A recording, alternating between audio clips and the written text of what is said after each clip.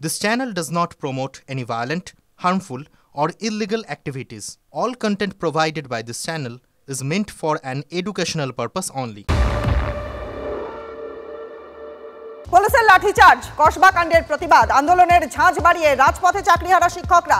শহর কলকাতার বুকে মহা মিছিল, শিয়ালদা স্টেশন চত্বর থেকে রানী রাসমণি পর্যন্ত মিছিল, স্লোগানে স্লোগানে প্রতিবাদের ঝড় উঠল। ব্যবধানটা বড়জোর ৬-৭ মাসের।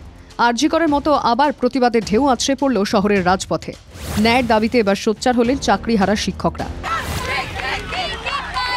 এই মিছিলে যারা হাঁটছেন, দিন 10 আগেও তারা স্কুলে গিয়ে ছাত্র পড়িয়েছেন। দুর্নীতি আজ তাঁদের পথে টেনে এনে নামিয়েছে। চাকরি ফেরত চাইতে গিয়ে জুটেছে পুলিশের লাঠি। তারই প্রতিবাদে শিয়ালদা থেকে ধর্মতলা পর্যন্ত মিছিল করলেন তারা। পা মেলালো নাগরিক সমাজ। স্ক্র্যাচ হাতে হাঁটলেন অশীতিপর বৃদ্ধ।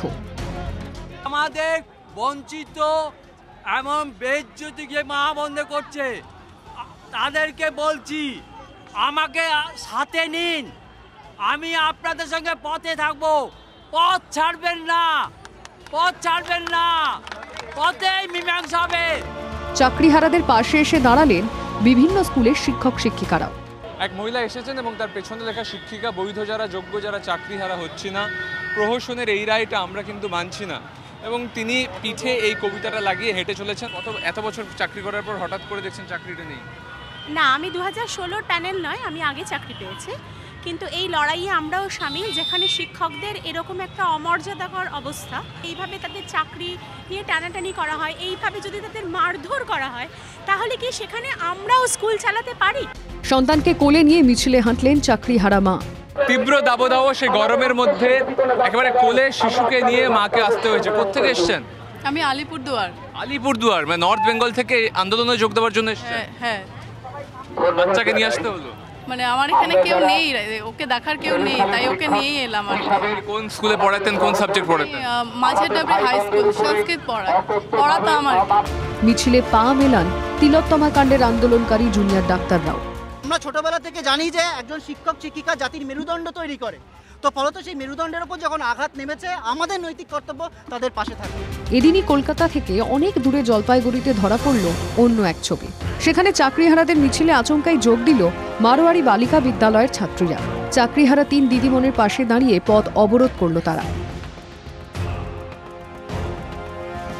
টিচার সেও বের হয়ে গেছে, একটাই লাইফ সায়েন্সের টিচার সেও চলে গেছে, আর একটাই টিচার যে ইংলিশ পড়াইতো, সাথে আমাদের 11-12 পলিটিক্যাল সায়েন্স পড়াইতো, সেই টিচারও আজকে চলে গেছে। তো আমাদের ফিউচারে কি হবে?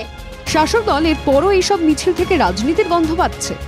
এটা সম্পূর্ণ রাজনৈতিক পক্ষপাত দুষ্ট, গন্ডগোল করার জন্য গন্ডগোল করার চেষ্টা হচ্ছে। এর পেছনে রাম বাম কংগ্রেসের একাংশ চক্রান্ত রয়েছে। তারা সমাধান চায় না, তারা গন্ডগোল চায়, তারা এই কাজ করার চেষ্টা করছে। নইল দিয়ে কোনো লাভ নেই। এগুলো ছবি তোলার জন্য, টিভিতে আনার জন্য শিক্ষকদের নিয়ে রাজনীতি হচ্ছে, হচ্ছিল এবং হচ্ছেও। এটা পুরোটাই লেফট এবং আল্ট্রা লেফটের খেলা। সেই খেলায় এরা মাটিতে পা পাচ্ছে না, যেখানে যা পাচ্ছে সেটাকে ধরছে। কষ্ট মর্ম কিছুই বুঝতে পারবেন না, সেটাই সমস্যা হচ্ছে। ফিরাজ সাহেব যদি নিজে পরীক্ষা দিয়ে কোনো চাকরি পেতেন, তাহলে সেই চাকরির মর্মটা বুঝতে পারতেন।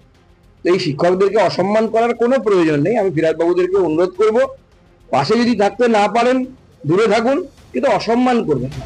এদিন কসবায় লাঠিচার্জের প্রতিবাদে পথে নামে রাজনৈতিক দলগুলো। হাওড়ায় বাম ছাত্রদের ডিআই অভিযানে ধুমধুমার বেঁধে যায়।